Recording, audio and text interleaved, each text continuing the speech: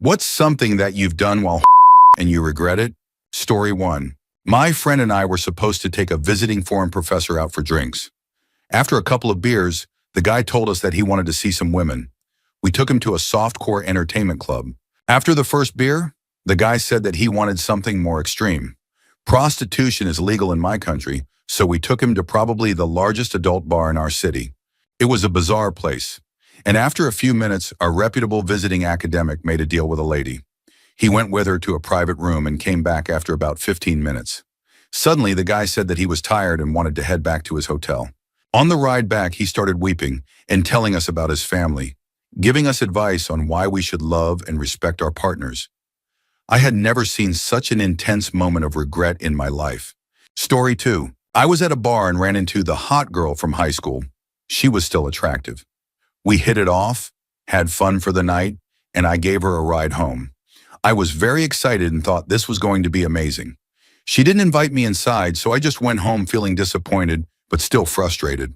I decided to take care of things myself and felt much better afterward. As I was cleaning up, she called me and said she wanted me to come over because she was feeling lonely. I thought, hey, maybe I still have some energy left. I headed over and we started getting close, but I couldn't get anything going. She started crying, thinking it was her fault. I told her what had happened and we tried again, but nothing changed. Between the alcohol and the earlier release, there was just no response. She asked me to leave and I felt terrible. I never heard from her again. Story 3. I was in the shower laying down in the tub with the water raining down from above. It was a very pleasant moment and ended well. Later that day, I went to use the bathroom, but nothing would come out and I felt an odd tugging sensation between my cheeks. I started to panic, thinking something was seriously wrong, while trying to check what was happening. Turns out, while I was lying in the tub earlier, some of the fluid had made its way between my cheeks, mixed with body hair, and hardened into a kind of sticky mess. When I tried to go to the bathroom, the hair was so tangled that it prevented anything from passing properly. It felt like a clogged toy from a children's salon kit. I ended up in such a messy and embarrassing situation that I had to take another shower just to clean everything up. Story 4. I was 22 and left a bar with a 42-year-old woman. If that was the whole story, no big deal. But when we got to her place, her maybe 15-year-old son was playing a video game in the living room. It was a tiny apartment, and I probably should have left at that point. About 15 minutes later, he went to bed, and not long after, things escalated between his mom and me on the couch. We did things I'm still not proud of. The next morning, we went out to her car, only to find the battery was dead. She had left the headlights on. Yes, she was the one who drove us the night before. She was supposed to be my ride home. At that point, I was severely hungover, and my phone had barely any battery left. I texted a buddy to come pick me up with my car. My phone died right after. I looked at this woman, questioning all my life choices, and somehow we decided to go get a margarita at a low-end Mexican restaurant. It was 10 a.m. I sat there on the outdoor patio with her, smoking a cigarette and thinking about how many times her son might have seen her bring home random guys. After we finished our drinks, we left. As I stepped into the sunny parking lot, hangover in full effect, I saw my car pull in with my friend driving, grinning from ear to ear. I gave her a hug, thanked her, and left, finally doing what I should have done hours earlier. Story 5. When I was young, I used to ride this giant stuffed bear like it was a horse. One day I came out of the shower and jumped on it while naked, and something about the texture caused a strange reaction. That moment became the start of a very weird habit. I would rush home from school just to have those same sensations and release the same way on the bear. Until one day the bear disappeared. So I started doing the same thing with my pillows, then sleeping on them afterward. One day my brother walked in, showed me a magazine, and then took me to the computer to show me a video. He said, "Notice how they clean up afterward?" Along with other very blunt and straightforward talk. Years later, we were all drunk at our parents' house for New Year's, and my brother brought it up. "Remember when you used to mess around with stuffed animals and pillows?" I was shocked. They told me how I used to leave the door wide open, and they had all seen it happen. Apparently, the mess was obvious too. They laughed for years until my brother decided to give me the talk, so I'd understand what was actually going on. Sometimes I still think about it and cringe from embarrassment. Story 6. I took a bus from New Jersey to Ottawa without much planning. I had only spoken to this person for about a week. I even went out of my way to buy a passport just for this. Keep in mind, I was only 18. The trip there wasn't bad, but the return was a nightmare. Thankfully, the person was real, and I wasn't in any danger. But the experience wasn't worth it. I had gotten a bed and breakfast on the outskirts of Ottawa, with very limited public transportation. It was probably closer to Carp than the city itself. When it came time to leave, I had no ride to the bus station.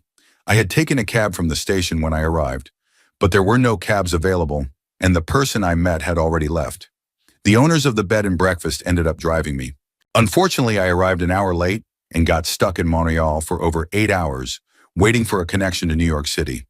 The person at the station said the next bus would arrive in NYC at 3 a.m., and there wouldn't be another to Jersey for 4 more hours. I decided to take the chance, because at that point, I just wanted to get home. After arriving in NYC, I scrambled to find a way back and eventually took a train to Philadelphia, then to Jersey. In the end, the journey back took longer than the entire trip to Canada. Story 7. There have been several experiences, but the worst was when I had a three-way where one of the women was very attractive and the other both looked and acted in a way that made me extremely uncomfortable. She had a terrible personality, but being with her was the only way to be with the attractive one. I spent the first 40 minutes focusing on the one I was interested in, while the other kept trying strange things, and I just couldn't finish. The woman I was into eventually reached her moment, then got up and went downstairs. So now I was left with the biggest turnoff of my life, still very aroused and intoxicated. I ended up going through with it anyway, and eventually finished. After that, she wouldn't leave me alone. Anytime I invited the one I liked over, she'd bring her friend, and it led to the same scenario happening 3 more times. I never learned my lesson. I always felt so uncomfortable and regretful afterward. Story 8. About 10 to 12 years ago, I worked at the best company. The hours were wild with tight deadlines, and we often worked 16-plus-hour days, sometimes staying all night just to finish on time. But as hard as we worked, we definitely partied just as hard. It was almost like something out of a movie. Twice a year we had a company outing. Our CEO would rent out a bar, a private beach venue, or even an entire yacht, and things got pretty wild. The company had over 100 employees, and we were all great friends and coworkers. Funny enough, every event would start off casual and relaxed, but as the night went on and people got drunk or high, I'd often end up talking to women from other departments in random spots. What I regret is one night, after a long day at work, I ended up hooking up with a coworker on a couch in one of the meeting rooms. Our desks were right next to each other, and after that night, she started catching feelings. It made working together really uncomfortable. She ended up quitting a few months later. We had been such great friends, and that one moment changed everything. I truly miss the friendship. I stayed at the company for 4 years. Eventually, they hired someone who didn't fit the vibe, an older, very conservative woman who ended up suing the company for how it operated. After that, the fun stopped. People started quitting, and a few years later, the company shut down. It was still the best work experience I've ever had. Story 9. Back in 2017, I had a girlfriend who was into some pretty intense things. I won't go into all the details, but on this specific occasion, I had gone with her and her family, her mom and sister, to Disneyland in California. We had been together for nearly a year at that point. Halfway through the Pirates of the Caribbean ride, she handed me a remote. I knew exactly what it was and discreetly placed it in my jacket pocket while activating it, making sure to turn it off during quiet parts or when she squeezed my leg. The next ride was the Haunted Mansion, and we were alone for this one. I kept the device on the entire time, hearing her reactions until she leaned in and whispered that she had reached her moment. That night we returned to the hotel, and she fell asleep in my bed. I felt uneasy because her mom had clearly said she didn't want us sharing a bed. So I stayed awake for a while, just doing random things. Thinking it would be fun, I decided to take selfies on her phone. I opened Snapchat, and as the camera turned on, a message popped up, then another and another, from the same person. I know I shouldn't have, but I opened the messages, and what I saw confirmed she had been unfaithful. What I regret most is what I did the next day. I didn't want to ruin the trip for her family, so I acted like I hadn't seen anything. I tried my hardest to keep it together, even participating in more intimate moments she initiated. She brought an extra jacket to cover us, and I complied with what she wanted, though I felt emotionally conflicted. At one point, I allowed her to continue being affectionate, and I remember starting to cry while it happened. Story 10. I was on a trip with my dad and his friend to a religious conference one year when I was a young teenager. While taking a shower, I decided to experiment, but I hadn't brought anything appropriate. Water alone doesn't work well, so I looked through their belongings and found a cream that looked promising. It said icy hot on it. I figured, why not? I tried a little bit and it felt cool, so I used more. The shower was warm and my pores were wide open. I applied the cream all over and started my routine until suddenly things got really warm. That's when I realized I had made a huge mistake. It felt like my skin was on fire. To make matters worse, I had to stay quiet because I was sharing the motel with my dad and his friend. I did my best to keep from making noise while trying to rinse everything off. It was one of the most painful and embarrassing moments of my life. Story 11. I was seeing this guy and was really attracted to him. Once he stayed over for the night right during the days of the month when I'm the most easily excited. I was hoping things would happen, but as it turned out, he just wanted to get to know me better because I was such an interesting person. Everything he did just made me want him more. I couldn't resist and excused myself to the bathroom to take care of things. It took me a bit longer than just using the toilet, so he knocked on the door. For some reason, I got startled so badly that I slipped in a way where my hand landed in the toilet. With all the noise, he got concerned and let himself in. Now picture this. If most times you've seen a girl without clothes, it was with lingerie and confidence. This was the opposite. He walked in with my underwear around my knees, my bra half off, and one of my hands and some of my hair in the toilet. And yes, I had used it before and hadn't flushed yet. Story 12. I lived in Spain for about 2 years, and there was this beautiful girl from Sevilla I was trying to get close to. My best friend and I would go to clubs with her and her friends to build a connection. One night, I drank more than usual, and apparently one of her friends, let's just say, not the one I was into, noticed and made a move. Due to the alcohol in my system and having been single for a while, I figured, why not? We went back to my apartment and things escalated. As we got started, I realized she was a virgin. Not wanting to ruin her first experience, I continued gently and finished, without even knowing her name. The next morning was awkward, but I figured out her name. It was the last contact saved in my phone. That evening, we went out again with the same group, and I finally connected with the girl I had been chasing. We ended up kissing in front of everyone, which included the girl from the night before. She saw the whole thing, got very drunk, fell down the stairs, hit her head, and ended up in an ambulance. I had an amazing relationship with the girl I liked. But to this day, 10 years later, I'm haunted by the fact that I took someone's first experience and unintentionally hurt her. It was a moment of bad judgment and misplaced excitement. Despite getting married and having kids since, this memory still finds its way into my thoughts. No one deserves to go through that. Writing this while tipsy, as that's the only way I'd ever share it, so excuse any grammar issues. English isn't my first language. If you made it this far, thanks for reading. Story 13. I ended up sleeping with my closest female friend, and it destroyed everything we had. It was her idea, and it took hours for her to convince me. But I share responsibility. We were both servers at a restaurant and became very close. She had a boyfriend, and I had just gotten out of a relationship. I wasn't looking to date. I genuinely enjoyed being around her. She was funny and we laughed a lot, which was important in a high-stress job. When COVID hit, the restaurant closed, and although we stayed in touch, we didn't see each other for a few months. In July, we started meeting again. Coffee, a winery with another coworker. It was fun. Her relationship ended around that time, but it had always been on and off. I wasn't trying to date her, despite what people might assume. I've had many female friends without romantic interest. One night we drank together. She got flirty, which was normal for us, but then she tried to kiss me.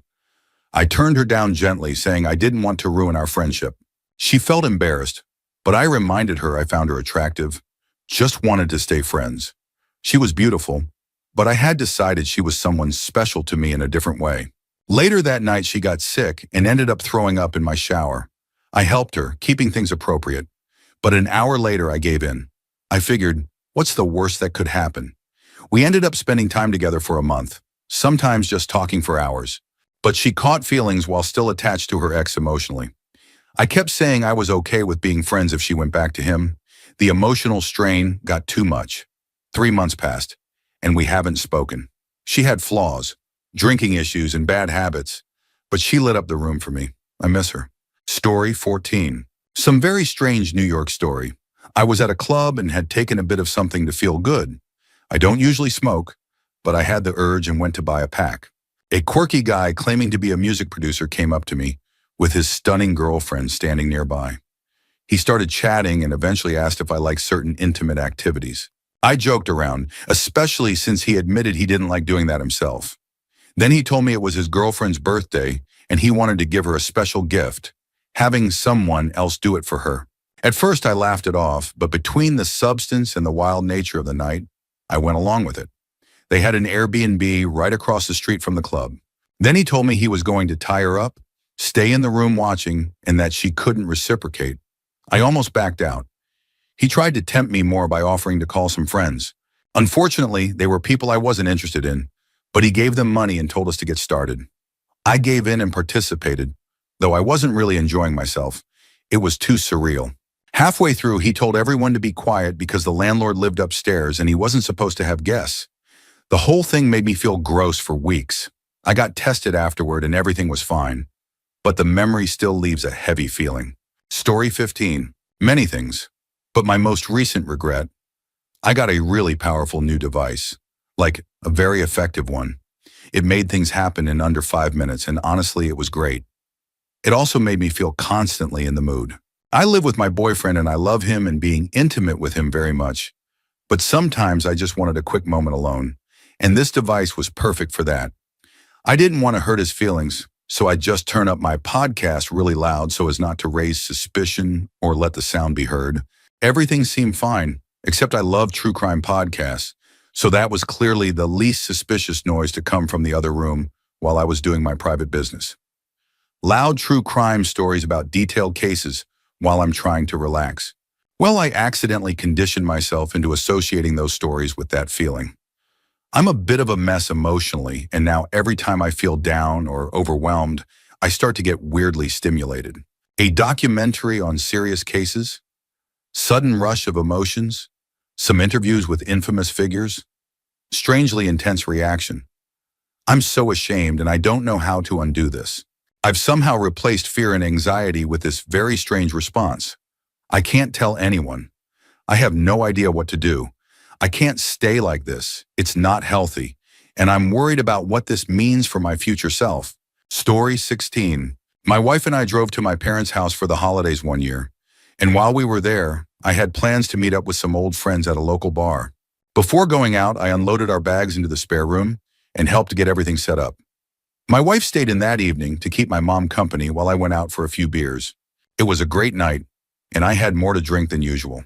On my way back, I was in the mood to be close to my wife, even if I was a bit tipsy.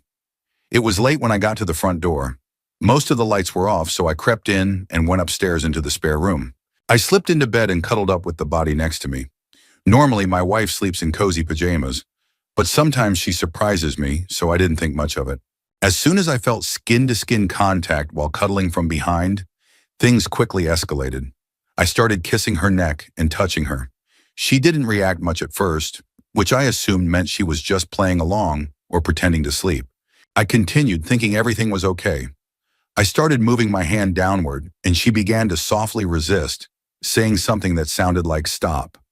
I misheard it as playful insistence. She kept repeating it. Sot, Sot, Scott, Scott. I paused and asked, "Did you say Scott or stop?"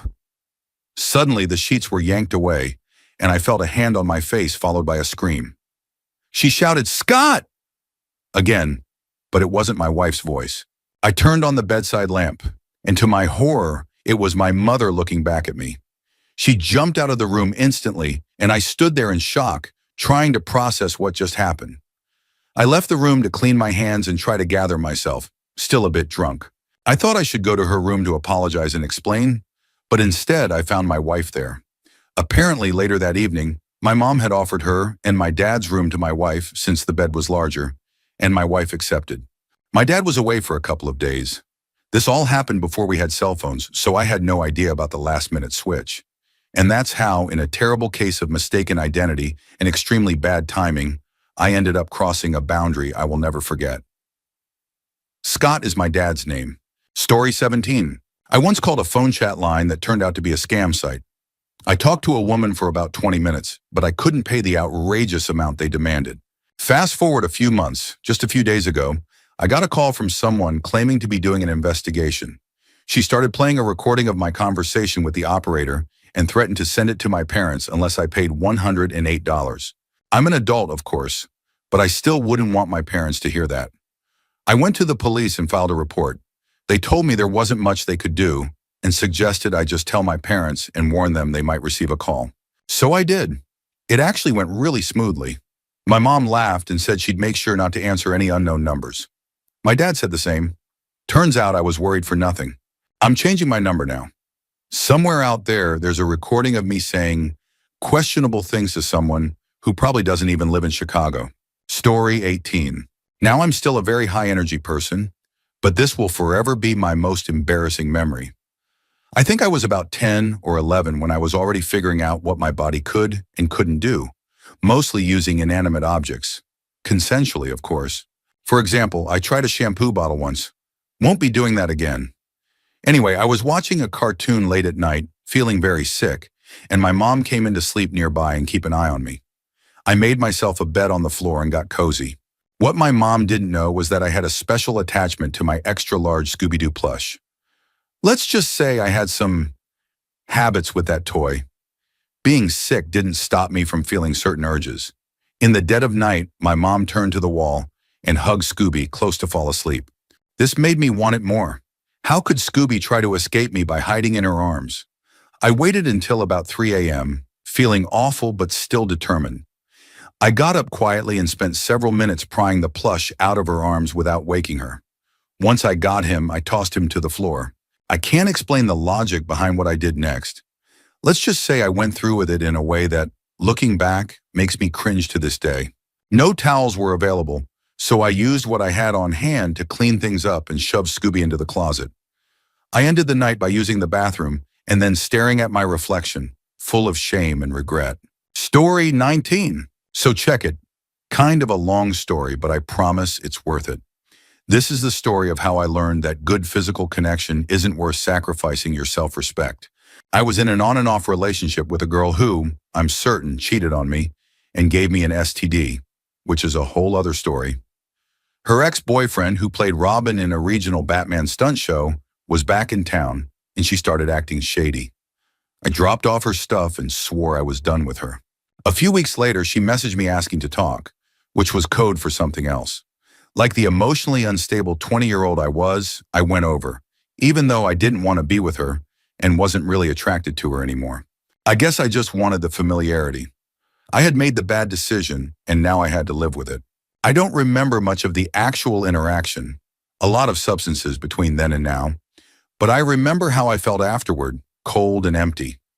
I decided to leave in the middle of the night rather than stay, even though I had agreed to sleep over. As I got dressed, not really caring if I woke her up, I felt like I needed something, closure maybe. For no reason at all, I made a ridiculous sandwich using all the deli meat in the fridge. There was no logic, just impulse. I sat down at the kitchen table to reflect on my sad little moment. Then I noticed them. Above the exit door, 3 autographed headshots of her ex, the actor, staring down at me as I sat there with this absurd sandwich. I snapped. I found a stepladder, climbed up, and drew the most ridiculous artwork imaginable on all 3 photos. It was petty, but it felt great. I put the ladder away, washed my hands, and admired my work one last time before I left. It may not have meant much to anyone else, but to me, it was everything. She got to date Robin. I got to leave with one last laugh. Win-win. Story 20. I've got 2 major stories from a few years back before I got married. The first one involves an older woman, around 40, who was sitting at the bar and impressed that a guy in his 20s was ordering scotch instead of some fruity cocktail. We talked, one thing led to another, and we ended up taking a cab to her house in the suburbs one early spring night. As things got heated, I noticed a few photo frames face down, but didn't think much of it. About 15 minutes later, we heard the front door open. Turns out her husband, a Marine, came home early. She shoved my clothes under the bed and told me to jump out the window and wait outside. So I ended up crouching in frosty bushes, wearing only a plastic cover for about 30 minutes. Eventually, she peeked out of the bathroom window and tossed me a garbage bag, saying she couldn't reach my clothes without waking her husband. I tried to protest, but she slammed the window shut. I started walking home in a garbage bag until a guy picked me up and gave me a ride back to my apartment. Said he'd been in a similar situation. Now, I didn't really live at that apartment. It was more of a backup spot with spare clothes. A few months later, I brought another girl there. We had a decent time, but I had to leave for school and work, so I told her to lock up after she showered. Nothing valuable in there. Worst case scenario, I'd lose a microwave. I came back a week later with a different girl, only to find the last one still there. She had even stocked the fridge. She greeted me as baby right in front of my new guest. Obviously, my date was furious and stormed out. I tried to ask the squatter lady to leave, but she offered to cook dinner and spend more time together. I made bad decisions that night. The next day, I told my friend David about her, and he offered to take her off my hands. Story 21. I was in another city for work and went out for drinks with some colleagues I'd met earlier. But I was late, and by the time I got there, they'd already moved on. I stayed at the bar to finish my drink when two girls approached me and started chatting. We hit it off, took a few shots, and hung out. One of them told me her friend was single and really needed a connection. She wasn't quite my type, but I figured why not. As we got more drunk, she invited me back to her place. Only catch, it was in a completely different town. I told her I had a train to catch at 9 a.m. and suggested my hotel instead. She told me she was a doctor and had work at 8 a.m. I hesitated, but then she started getting handsy, whispering promises, and her friend just smiled knowingly. At that point, I agreed. We took the last train out. It was past midnight. On the train, she started looking drowsy and went to the bathroom. My phone died and time kept passing. The train hadn't moved and she'd been gone for 20 minutes. When she came back, she was a mess. The alcohol had hit her all at once. An announcement came through. The train was being terminated early and replaced with a bus. While waiting for the bus, she started vomiting intensely. She could barely stay awake. The bus driver refused to let her on. I begged the staff, but they couldn't override the decision. I explained I didn't even know the girl and now had no ride back. They laughed and said I should just talk to another woman nearby. But no way I was leaving this girl alone in that state. After a while, I found a taxi willing to take us, warning me he'd charge extra if she got sick again. We drove through the dark countryside, her passed out on my lap, while I stared out the window, questioning every decision. She had told me she lived near a hospital, which was the only thing I had to go on. When we arrived, she sobered up and paid for the ride. We ended up having surprisingly energetic intimacy, with her neighbors knocking on the walls. I left the next morning while she went off to work. One detail I didn't mention. She was obsessed with dinosaurs. She wore a dino hoodie, made dino noises, and her room was full of dinosaur stuff. She was a bit eccentric, but she was enthusiastic, and I fell for the flattery. I regret everything about it. Story 22. I hooked up with another camp counselor one summer. We had met the year before when I was a counselor in training, and she was a camper. We didn't really connect then, but became friends. We were both of age. She was 19, I was 21, so it wasn't anything too odd. A few weeks later, we both ended up camping at the county fair. That's when we first started to bond, but we didn't act on it. It was way too hot and muggy for anything in a camper during July in southern Michigan. Later, we stayed in touch and tried to see where things might go. Then she ghosted me. Fast forward to the next summer, we're both counselors again at the same camp. This one was on county fairgrounds, and there were no cabins. People stayed in tents, or RVs. On the second to last night of camp, she invited me to her RV. Her younger siblings were there, but they eventually fell asleep while watching a movie. Then we went into the bedroom. We started fooling around, but she asked if I had protection. I didn't. Wasn't planning for this. She shrugged and said, "Then make sure to pull out," before continuing things herself. We went through with it. She was done before I was, and then fell asleep. Still very much not finished, I walked back to my own RV and handled the rest alone. That moment gave me a sudden realization that I really should start being better prepared. The next morning, I returned to her RV to wake her up for breakfast, and saw another guy waiting outside. We chatted a bit, and I found out he'd been dating her for 2 months and had the day off to visit her. He was bigger than me and clearly unaware of what had happened, so I just walked away. Looking back, the whole thing was average at best. She wasn't very nice, and it became clear she had no problem with cheating. I regretted getting involved and went straight to get tested afterward. Story 23. When I was 34, after breaking up with my girlfriend, I moved to another state where I didn't know a single person. I lived in a pretty small apartment building, but for the first 4 to 5 months, I didn't make any friends. One Saturday, the really cute lady from the ground floor, we had said hello a couple of times, I lived on the 4th floor, knocked on my door and invited me to a party that night. I told her I might. Later, after hearing all the fun, I thought, what the hell, I'll go check it out. By the time I got there, she was really drunk and flirting with me a lot. I'd just come out of a breakup, had been in that place for about 5 months, felt a bit depressed, and hadn't had much release. Okay, maybe once or twice. I had a couple of drinks, let go of my hesitation, and followed her into the bedroom. She started being intimate with me, and I couldn't hold back. I finished in less than 10 seconds. She tried to stop it, but it went all over her face, hair, and shirt. She had to walk through the entire party to get to the bathroom and clean herself up. Everyone was laughing pretty hard.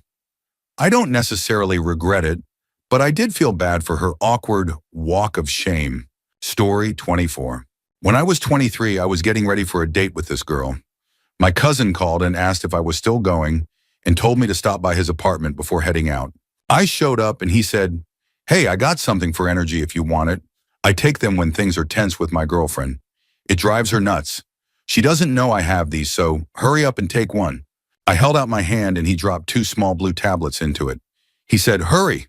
So I popped both of them.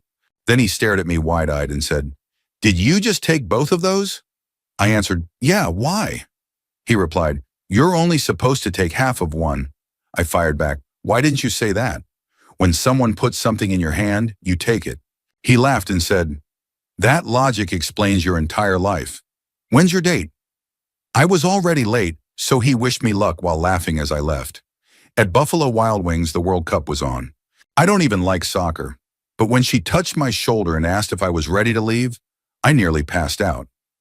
All the blood was in the wrong place. I had to sit there for 3 hours pretending Paraguay was my favorite team while trying not to pass out from the situation I put myself in. Story 25. Probably the biggest mistake I made was trying to maintain a relationship with someone who was struggling with serious issues. She was unpredictable, aggressive, and had a very chaotic home life. To be fair, I was 17, she was 16, and very naive. She was tall, strong, and honestly, very attractive at the time. I thought it was amazing. She lived in a place that was basically a non-stop party house, and teenage me was thrilled. Easy access to alcohol, other substances, and intimacy, all just blocks from my parents' house. But the warning signs were there from the beginning. One time I woke up to her straddling me and pointing something sharp at my chest, accusing me of cheating because of a dream she had. I was also threatened by her dad, who had his own struggles. Eventually, she pressured me into helping her get things I shouldn't have been involved with. She ended up leaving me for someone else. Friends warned me, but I didn't listen. Years later, she got clean for a while and reached out to me. I accepted the connection, but kept my distance. Unfortunately, that stability didn't last. Her posts online became more chaotic, and eventually they stopped altogether. Last I heard, she had some legal issues, lost custody of her kids, and was struggling with the consequences of her past. Once upon a time, she had a bright future. She modeled locally, stood out with her bold style and energy, and was honestly a lot of fun before everything unraveled. Now, I'm not even sure if she's still alive. Since then, I've worked on myself, stayed away from dangerous situations, learned a trade, and reconnected with someone I had missed out on because of that relationship. I truly hope she finds peace. Story 26. In high school, there was a girl who had a serious crush on me. It wasn't just casual, it was intense, almost like a stalker. She would get visibly upset if she saw me talking to other girls. She constantly made flirty comments, which I always turned down politely, and somehow even got my home number and would call all the time. Thankfully, my mom would usually answer and make up excuses. Eventually, she started to take the hint and backed off. She stopped sitting next to me in class and stopped calling my house. This was before cell phones, at least for me, so I thought the situation had resolved. One night I was drinking and feeling lonely, and I made a really bad decision. I called her. She came over and we ended up being intimate. I viewed it as a one-time thing, but she saw it as the start of a relationship. The phone calls came back with a vengeance. The jealousy was worse than ever. It reached the point where I almost had to get a restraining order. I just tried to get through the final months of senior year and moved out afterward. She kept trying to reconnect, sending messages on social media and trying to re-add me after I blocked her. But over time, she gave up. It was one of the biggest mistakes of my life. My advice, never call someone who's been obsessive in the past, especially not when you're lonely. It won't end well. Story 27. Not exactly funny like some of these, but I once bought a device from Amazon that's used in certain adult communities. I'd seen it in some content I liked and did a bunch of research. Every forum or article I found made it sound relatively safe, aside from warnings about extended use or long-term denial. It was a tight fit and took a decent amount of care to get on. It hurt a bit when trying to respond physically, but I figured that was the point. Well, not exactly. I was enjoying the experience and definitely feeling the tension. But about 2.5 days in, I woke up with the worst pain of my life. I had a natural response in my sleep, but the blood couldn't circulate properly. I was in agony and had to remove it. Pulling it off was painful beyond words, but I was panicking and scared something worse would happen. Unfortunately, forcing that blood back down damaged some of the veins. It felt like a terrible trap. To this day, I wonder if I should have calmed down, applied ice, and handled it more carefully. Now I deal with symptoms similar to a condition called Peyronie's disease. Look it up if you're curious. I have occasional difficulties, a noticeable curvature, and what feels like scar tissue. It's extremely embarrassing. I even made up a story once that my dog jumped on me and caused the injury. Another time I said I used a certain type of ring and couldn't remove it. I've only found one other person online who went through the same thing, and we've become something like pen pals. It helps to talk to someone who understands. I'm in my mid-20s now, and while I've had good experiences since, it's hard knowing I did this to myself. Story 28. I was 20, drunk, and thirsty, and I found a woman in her 30s who seemed to be looking for the same thing. She wasn't really my type, but I figured, why not? As we're walking out of the bar, she asked, "So where's your place?" I was staying on a couch at a friend's house, so that wasn't going to work. I suggested we go to her place, but she said she lived with her mom. So I offered to get a room and she agreed. We hopped in a cab to a hotel advertising $50 a night. Once we arrived, I found out she had no money on her, so I paid for the cab. Then the hotel clerk said the $50 rate wasn't available anymore. It was now $100. I paid that too. We got to the room, and as soon as we sat down, she said she was too tired and went to sleep, after asking me to get her some food. I couldn't even sleep well knowing I'd spent that much money for nothing. I still thought maybe she'd offer to split the cost in the morning. When we woke up, I wasn't in the mood anymore. I was stressed about my trip and the money I'd blown. And of course, she didn't pay for anything. So I ended up spending about 1/8 of my monthly salary just to be metaphorically let down. At least I got taken care of in one way, I guess. Story 29. This isn't directly my story, but I was involved. My cousin and I were on a family vacation and playing wingman for each other, trying to meet people at the resort. One night, we were at the main bar playing cards and having drinks when 2 women in their 40s showed up. I was 19 and looked young. My cousin was 23 but looked older thanks to his height and beard. We started chatting with them. One of them, she had red hair and a bigger build, was really into my cousin. I thought it would be hilarious to help him out a bit. A few hours and many drinks later, I had plans to meet another group at the club and left him with the 2 ladies. The next morning, he came into the breakfast hall completely hungover but smiling. He sat down next to me and said they had gone to the beach and gotten intimate on a lounge chair, with the resort security guard watching from a few yards away. He regretted it afterward, but the next night he met someone else, a gorgeous girl. I told him the next morning, sometimes you gotta slay the dragon to get the princess. Good times. Story 30. All right, so we decided to drive to Acuña, Mexico from San Antonio, about 2.5 hours. It was a Saturday night, the day before Easter Sunday, around 2002. My buddy was from Del Rio and said he knew his way around. We drove into Mexico and visited several bars, getting pretty hammered, and then decided to check out the infamous Boys Town, a mix of bar, club, and adult venue. We ended up at a strip club with about 7 of us, all guys. Total sausage fest. The women weren't exactly impressive, but the place started hyping up a special guest.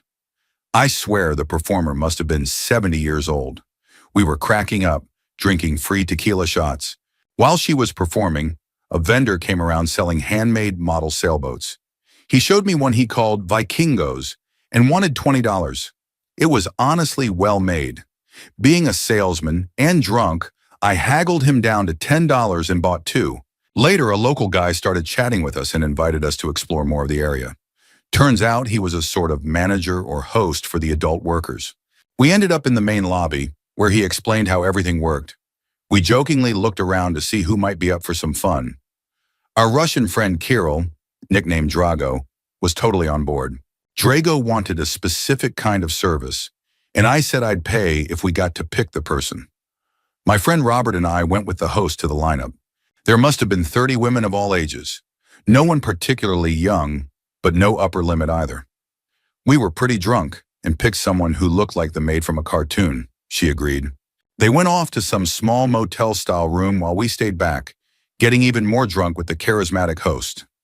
Drago came back complaining that he had to wear 2 layers of protection, which according to him made it take forever. We piled into the car to head back, and after taking a wrong turn on a one-way street, cops pulled us over. We spoke broken Spanish and eventually figured out they wanted $100 no problem. We told them we were broke college students. They pulled Robert out, hassled him, then said, "He's drunk, $100 or jail." We scraped together $65, including coins from the ashtray, and they let us go. At the border, we hit a toll. It was about $5 and we didn't have it. Robert pulled up, tried to explain, and when they wouldn't budge, he just said, "Forget it," and hit the gas. Someone at the booth threw a stapler at the car as we sped off. We hit the brakes on the U.S. side and tried to act normal. Luckily, the Border Patrol didn't stop us. So yeah, on Easter Sunday, one of us had a wild encounter in Mexico. We were stopped by sketchy officers and ended up fleeing across the border. I kept those sailboats for 15 years until my wife made me throw them out. She knew the story. I haven't been to Mexico since. Story 31. It was right after the pandemic started and just before my college finals. I'd been chatting with a few guys, which, as a gay man in Kentucky who had struggled with weight for most of his life, was a new and surreal experience. But school got busy, and so did the world, and many of the conversations just fizzled out. One day in a particularly lonely spell, I started talking to a guy I'd been chatting with on and off for a few months.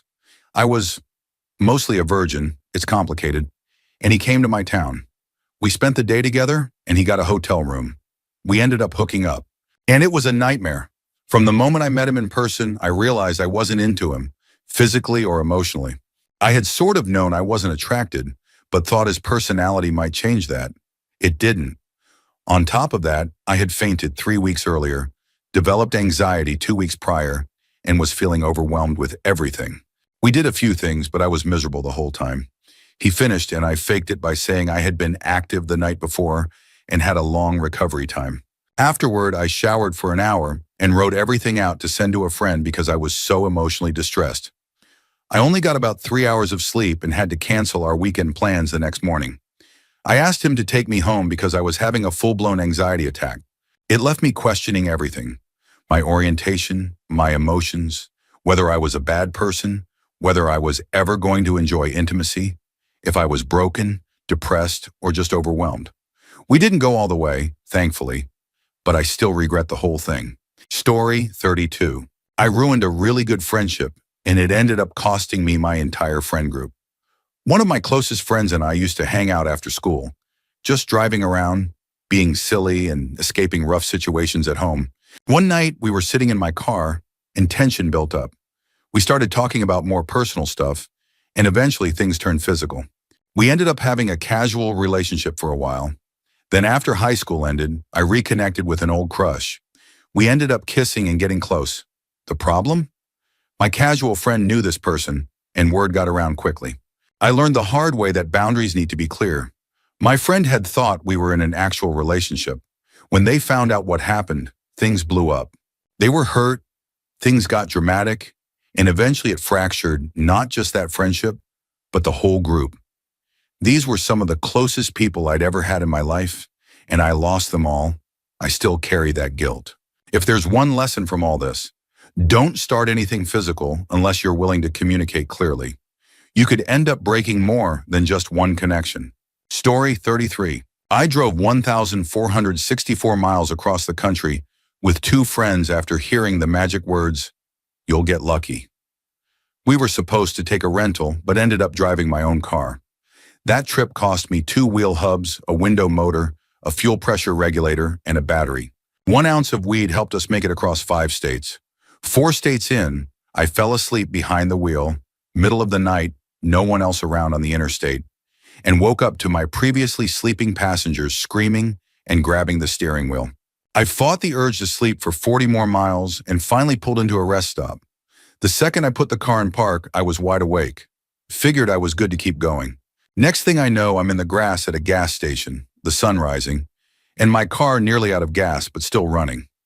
I backed up to the pump, filled up, and finally got to my destination. I met the girl, and after 3 days of small talk, we were playing pool in the basement.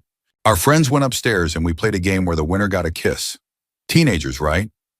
One thing led to another on a wicker couch, and that continued multiple times a day for the next week. 4 years later, we were engaged. Then within 2 weeks, my dad passed away and my car got totaled. Out of nowhere, I got a text at work that just said, "I'm out." She had been seeing my friend's cousin, asked me to give her the rest of her stimulus check, and left, jumping straight into another relationship back home. Would you believe I have trust issues? Story 34. When I was in my first year of college, there was a woman 10 years older than me. She had a very noticeable mustache and extremely strong breath. You could honestly smell her talking from across the quad. She brushed regularly, but just had naturally bad breath. One evening, we were talking about an upcoming event at school. We both liked Dungeons and Dragons, World of Warcraft, and Magic the Gathering.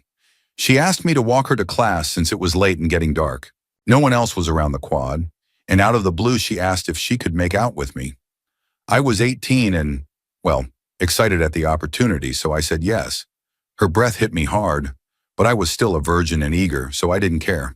She then asked if I wanted her to do something more intimate, and I said yes, but preferably not in the middle of campus. We headed to the nearest bathroom. She immediately pulled my pants down, breaking the zipper in the process. I laughed, but she didn't hesitate.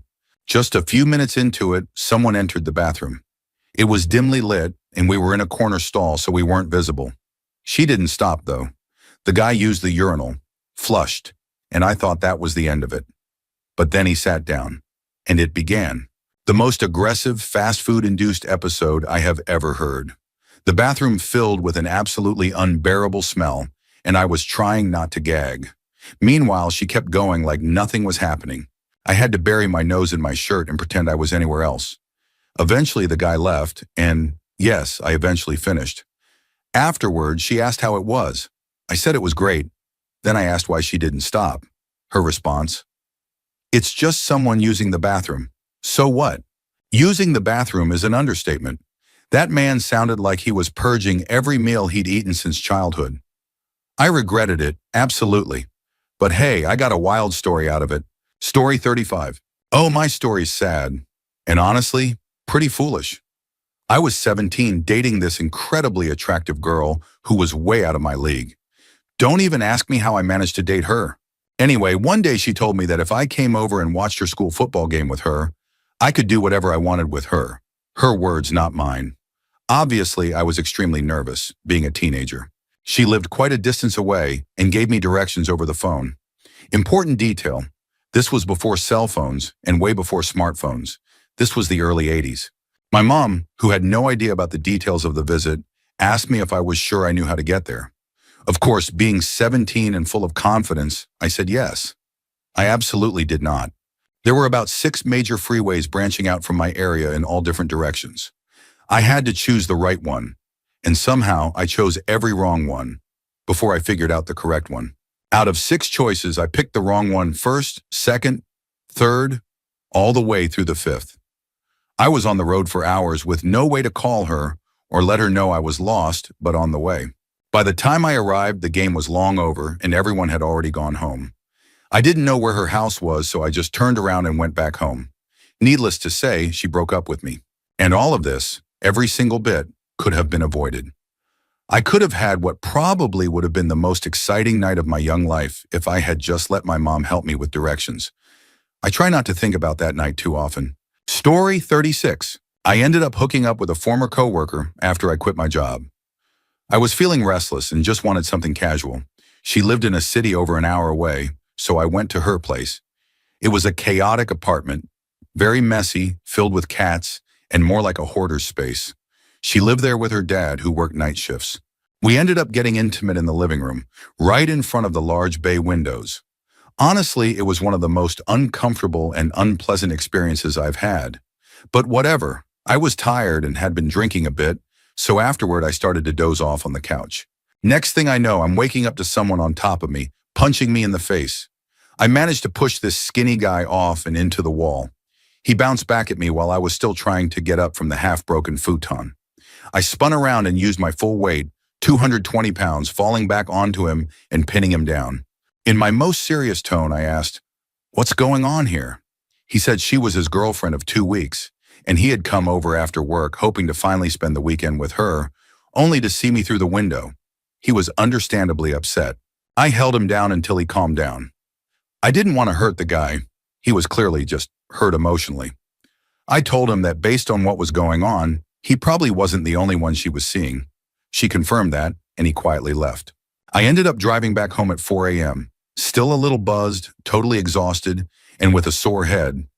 He got in a couple of punches while I was half asleep, and another when I was trying to stand up.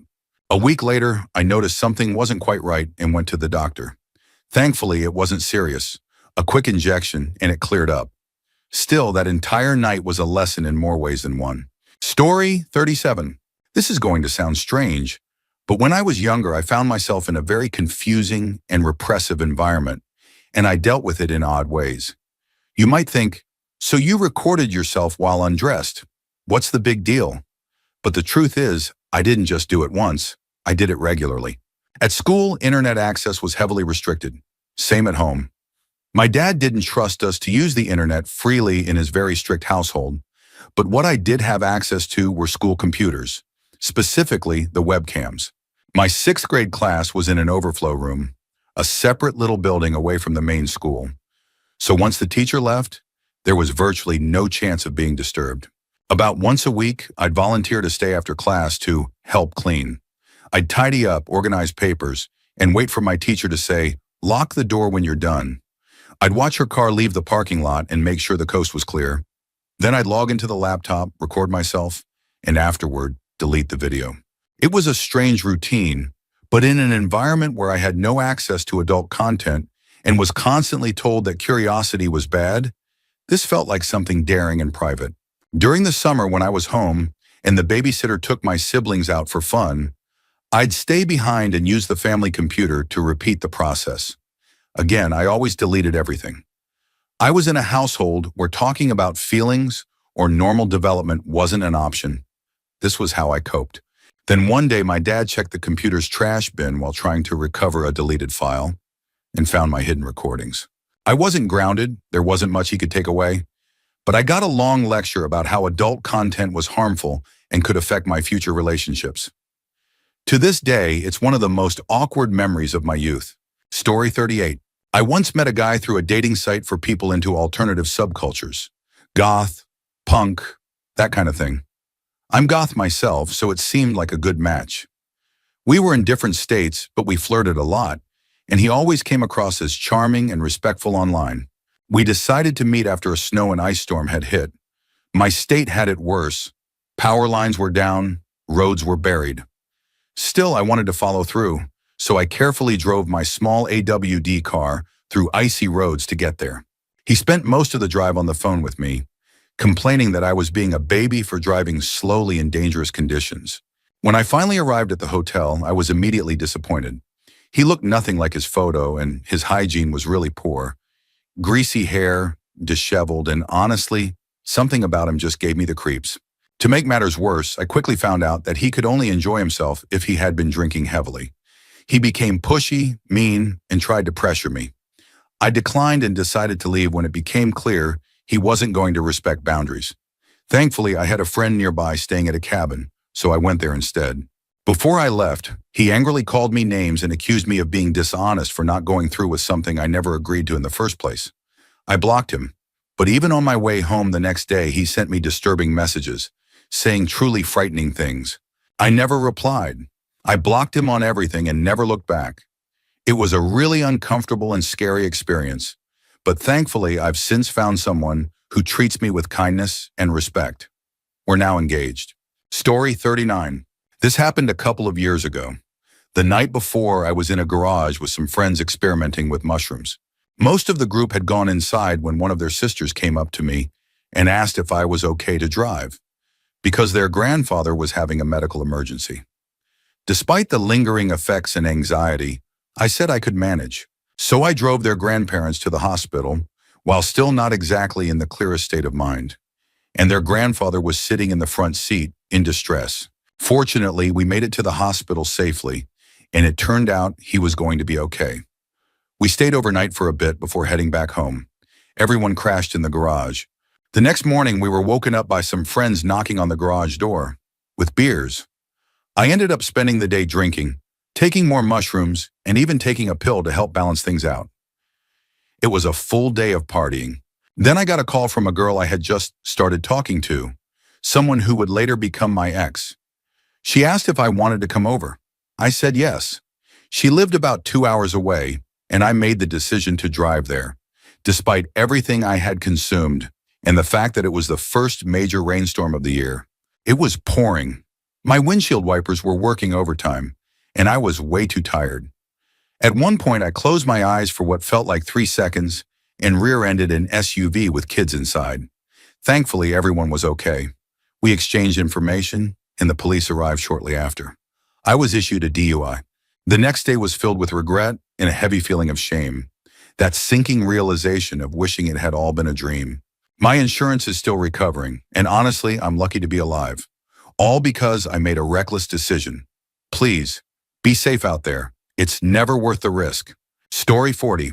As a gay teenager, I used to jokingly flirt with my best friend just to make him laugh or roll his eyes. He'd ask what we were going to do when he came over, and I'd say things like, "Let's hang out, have a snack, and play video games." Always with a playful tone. One time he played along and texted, "Okay, I'm coming over now." I replied, "All right, see you soon," still thinking it was just a joke. Then he messaged, "I'm serious." I was intrigued but unsure, so we just kept playing along until he actually came over. At first, we played some games like usual, but I couldn't stop thinking about what might happen. Eventually, I asked him, "So, what about that joke we made?" He surprised me by asking if I had protection. I did. I threw one over, and that's when I realized how serious he was. He told me to get ready, and I followed his lead. When he got undressed, I was surprised. He was a quiet, shorter guy, but he definitely didn't match that energy physically. Things started, but just a few minutes in, he paused and said he wasn't really feeling it. He went to the bathroom and came back, assuring me that everything was okay and that I didn't need to worry. He's always been kind of emotionally reserved, so I believed him. Coincidentally, that was his last day off before returning to work. After that, we started texting less. I asked if it had to do with what happened, but he said he was just focused on his apprenticeship. Over the next month, he quit gaming, left social media, and distanced himself from everyone, not just me. I tried not to take it personally, but deep down, I felt like something shifted after that night. Eventually, after weeks of me reaching out and getting short replies, he told me he wanted to take a break from the friendship altogether. He said he didn't have the time or energy for anything, messaging, gaming, or even hanging out. He did say maybe he'd reach out in a few months, or maybe a year. It's been 3 months since we last talked. I still don't know if what happened that night changed things forever, or if life just moved on for him. But I think about it a lot.